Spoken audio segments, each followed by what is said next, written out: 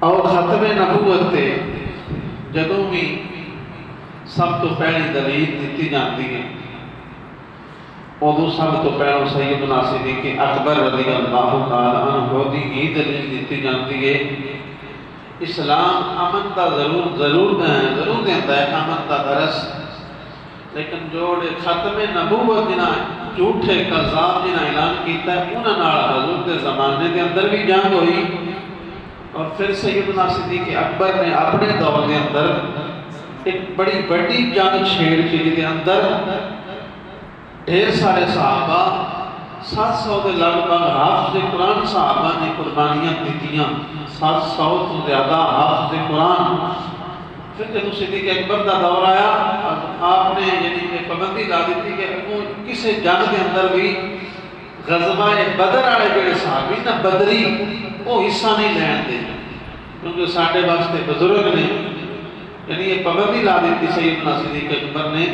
کہ بدری صحابی کسی جنگ کے اندر حصہ نہیں لین دے۔ لیکن جب مسئلہ ختم نبوت آیا ہے، ختم نبوت پہ حملہ ہوا ہے،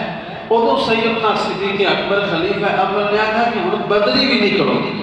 ہن بدری صحابہ بھی جڑے پہلی جنگ بدر ہے وہ سارے بھی صحابہ نکلو، اور نکلے اور بڑی بڑی قربانی دے کے اس نو مسلمہ بن کذاب نو واصل جہنم کیتا ہے، قتل کیتا ہے۔ اگر ایتھے بھی گل تے غور کرو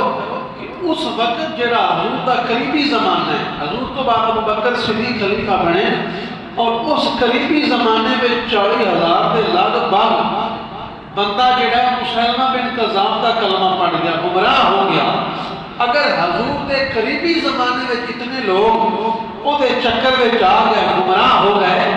ہون جڑا دور گزر ہے کیا ہون نہیں گمراہ ہو سکتے؟ ہون تے زیادہ گمراہ ہونے کا خطرہ ہے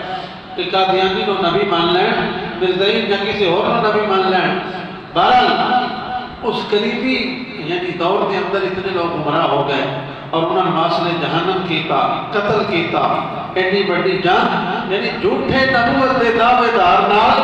اسلام نے ہر دور کے اندر جنگ کی تھی۔ ان کوئی خطری ہے، کوئی سکھ ہے، ہندو ہے، وہ پاکستان جو رہے، جیڑے ملک جو مرضی رہے، وہ دے حقوق نے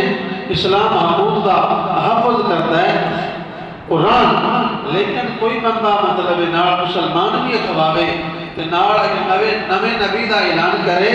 اے اسلام تو نہ منظور ہے، حضور آخری نبی، آپ تو بعد کوئی نبی نہیں آئے گا۔ اے دے اُتے عقیدہ پختہ رکھنا ہے، اے عقیدہ سارے بنیادی مسئلے تو ضروری اور اہم ہے۔ اللہ تعالیٰ سب اس استقامت عطا فرمائے۔ تو حضور نبی